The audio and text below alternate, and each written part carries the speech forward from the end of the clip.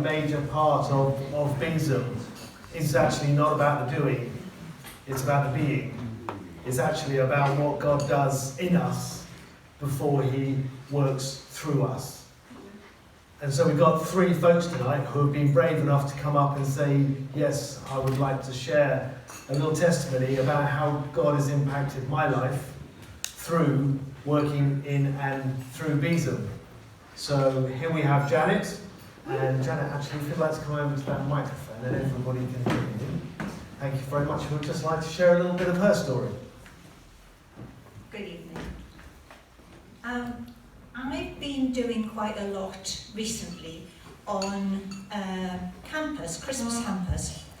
And even though I've been a part of Besom for a long, long time, it actually, doing the hampers has put a sort of magnifying glass on things.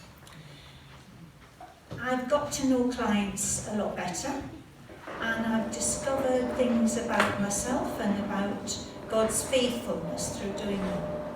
I just want to share a few stories with you.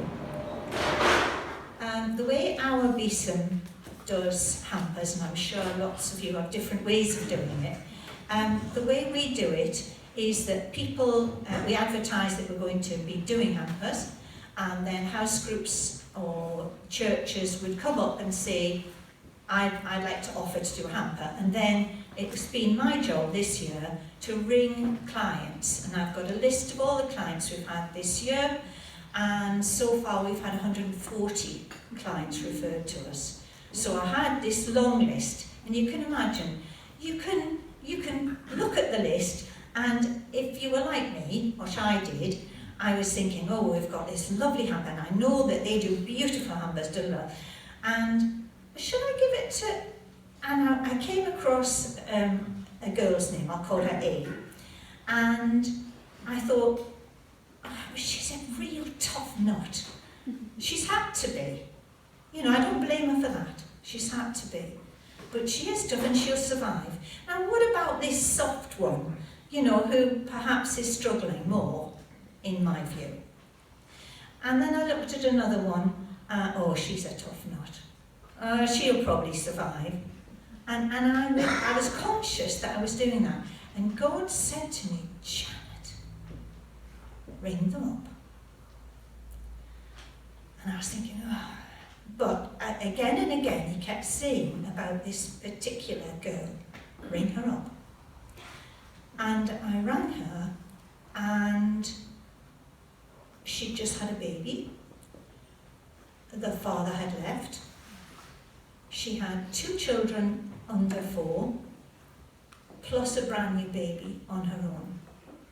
And the desperation in her voice, and you know, I just thought, our God knows our clients so well, and he knew what she needed, and it gave us such a boost to know that somebody cared, that our God cares.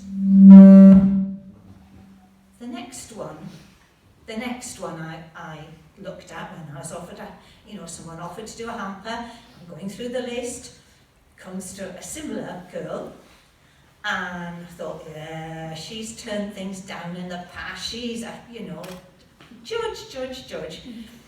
God said, ring her. I'm thinking, oh. Anyway, I rang her, and I said, so will it be you and your children for this hamper? I like to give people a little bit of information. She said, no, just me. And she'd had her children taken from her.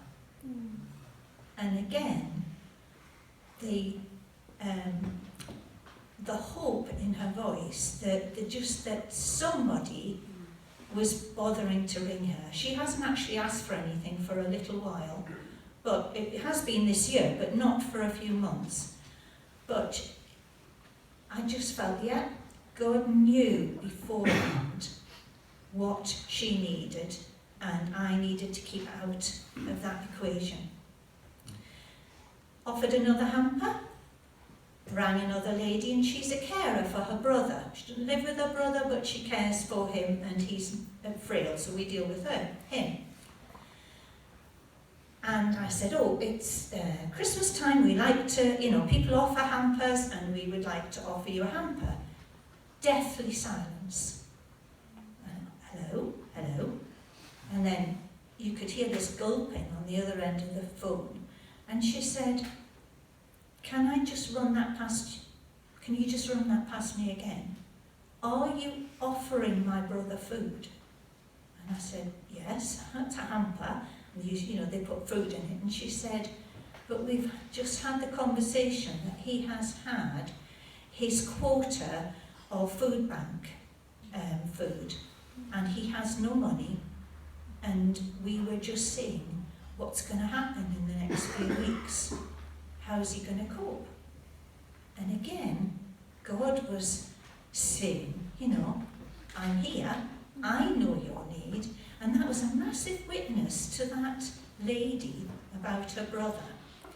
And as Beesamers, we rely on God supplying everything that we need for us to be able to give it out to clients. And it was just one after the other, just saying, you know, I know what you need and I will supply it.